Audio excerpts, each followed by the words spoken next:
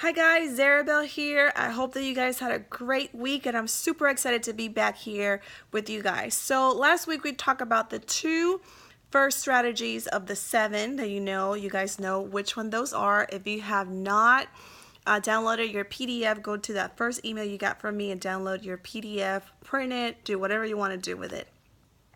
So rule number one was to look at every single diet you've ever done, write it down, and think about how did you feel before, during, and after that diet, and how did it interfere with your life, your personal, professional, family, community, social life. And number two was to get rid of all the diet rules, all the counting and measuring and weighing. So today, that's my dog, I don't know if you just heard her. So today we're going to talk about rules number 3 and number 4. Rule number 3 says, bye-bye fantasies. So this is the thing. Everybody is in a different journey and everybody has different eating behaviors and different views on what a diet is and everything else, which I understand that. That's why I always ask you to reply to the email so I can know more about your personal story and I can help you in a more personalized way.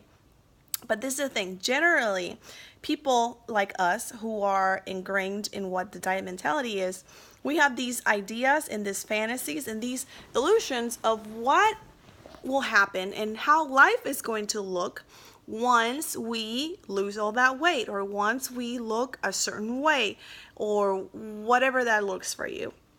So a lot of people think they may get the job that they really want, or they may get that promotion, or they may find that romantic partner they've been looking for, or they are going to be more religious or have a better relationship with their husband or with their family or with their kids, or they're going to become more outdoorsy like I thought, right? Or they're going to get the house of their dreams. So we have like these big hopes and dreams for when we lose X amount of pounds and for when we look a certain way. First of all, according to who, right? This is what social media, magazines, movies, and all the stories of all the people that are being like thrown on our face day in and day out. And all of a sudden, we think, oh, there's something wrong with my mom body, or I'm just fat, or whatever it is that you call yourself, right? And there's nothing wrong with it. You think there's something wrong with it because you've been comparing yourself. But the truth is, there's nothing wrong with it. Period. I don't care if obviously you've heard this before. You're like, yeah, whatever, that's easier said than done. It may be easier. Everything is easier said than done, but we will get there. And I'm telling you right now, I can promise you, and you probably know it too, if you've been on diets and diets and diets, you have come to the sad conclusion that after you lose the 30 pounds or the 20 pounds or the 5 pounds or whatever it is, or even if you're not trying to lose weight, but you're trying to tone, so you're dieting to look a certain way, yes, you may feel some kind of comfort or happiness or attention or whatever it is at that instant, or you may win that competition or maybe get that modeling job or I don't know, whatever job or whatever thing, or you may get more attention from men and you're like, oh, I'm gonna get the partner that I want. All those things, yes, but this is the thing, those things are temporary because inside you are still the same person, even if you're 20 or 25 or 5 or 2 or 60 pounds lighter.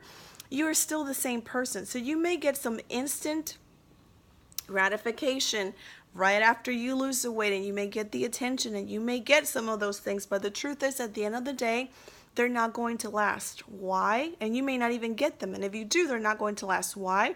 Because you're still the same person. And the work does really have to come from the inside out. And I know this. I lost 25 pounds. And I got all this attention from all these people. You look great. You look great. That's such a double-edged sword. And it got ingrained in my brain. I'm like, oh my gosh, I do look great. Everybody thinks I look great. Woohoo, I look great. But guess what? I was still feeling crappy and still feeling shitty in the inside because all of that is great in the outside. But guess what? I came home and I was still the same Zarabelle with the same insecurities and the same issues that I had when I was 25 or 30 pounds heavier. Okay, so I might have gotten attention from people, or I might have looked good according to other people, or I might have fit in clothes that made me look cuter, but my life was the same, and my marriage had the same issues that it had when I was 25 pounds heavier. We still had the same issues when I was 25 pounds lighter. So that's not going to fix it. My parenting insecurities, my relationship with my mother, all those things that I thought oh, once I get to this goal, it's going to work out. It's going to be better. Guess what? Rude awakening. They were not. They were still there because I was still the same person. I was just weighing less. It didn't change anything. And if it did, it changed it for a very short amount of time. And then I just hit reality. Because when you hit reality, you look and you're like, okay, so what? So now I'm 25 pounds lighter. So now I fit in these cute clothes. So now what? You still have to work from the inside. You still have to work on your mindset. And I still realized a diet didn't fix anything, any of my problems, didn't give me anything that I wanted. And I still have to work on the important thing, which is the inside and not how I look or how people think I should look, right? So it wasn't good enough a year ago when I was 167 pounds. And now all of a sudden everybody's like, oh my gosh, you look so great. So is my value more now? Was my value less then? No. It's always been the same worth, and you've always been the same worth. But we let those voices, and we let people, and we let social media, and we let the outside world dictate how we should feel about ourselves, whether we're 20 pounds heavier or lighter. So we need to say bye to those fantasies, because you are who you are, and you will go back to who you are no matter how your body looks and how much you weigh.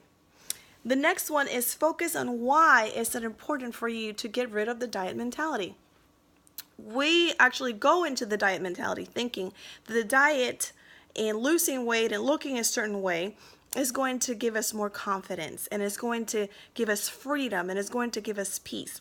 But all of us have been going on and off diets for a long, long time. Know that is not true. A diet will bring you a temporary comfort or temporary peace with yourself, temporary confidence, temporary freedom. And I wouldn't even say temporary freedom, because diets are so restrictive. There's nothing free about being in a diet. There's just not, and you know that. The last thing that a diet will bring you is freedom. So all of those things that we go into a diet thinking that we're going to get, at the end of the diet, we just feel worse, and a lot of times we just gain all the way back and even more. And we feel even worse than what we did. That's why we keep looking for the next fad diet, and for the next diet that's going to be quicker than the other one, is going to make us feel better. And you may feel those things, and you may lose a lot of weight to begin with, and all of a sudden you may feel great and whatever. But the truth is, you and I know, is that going to last? Is that going to be sustainable? Is that something you can do for the rest of your life? No. It's not sustainable. It's not something that you can do every day for the rest of your life. So you need to look at something that you can sustain, that's something that's going to stay. You really want to find that comfort. You really want to find that peace with yourself and with food. You really want to find that confidence. You really want to find that energy. It will come from getting rid of the diet mentality and start listening to your own hunger cues, to your own fullness cues. When you sit down and savor that piece of cake that you like, that is freedom right there when it comes with food. Because a lot of us here, right, in this group of women that are listening to these videos, there may be some men too, we have had a complicated relationship with food and behaviors with food that we are not necessarily happy with, right? And one of the things that getting rid of the diet mentality will give us is our freedom, of enjoying a piece of cake if we want to, and savoring each bite, right? The taste, how it feels in our mouths, the smell of that piece of cake or whatever it is that you love. I just love cakes. And it will give you the freedom of eating it without feeling shame and feeling guilt, or feeling like, oh my gosh, now I have to add this, or I can't eat this tomorrow because I had a piece of cake today, and what am I going to do? Is like the food police is going to come out and get me. No more food police. Nobody's going to come out and get you. It will give you the freedom to make your choices without feeling that you're doing something wrong, because the truth is, you're not.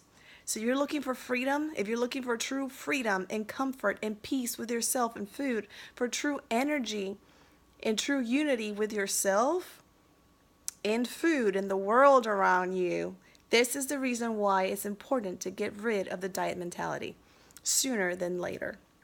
Thank you guys for allowing me to speak into your lives. As always, if you have any questions or you have any comments or you want to share anything with me, reply to this message in the email and I will get back to you as soon as I can. Otherwise, I will see you guys next week. You guys have a great week and I cannot wait to hear from you. See you soon. Bye.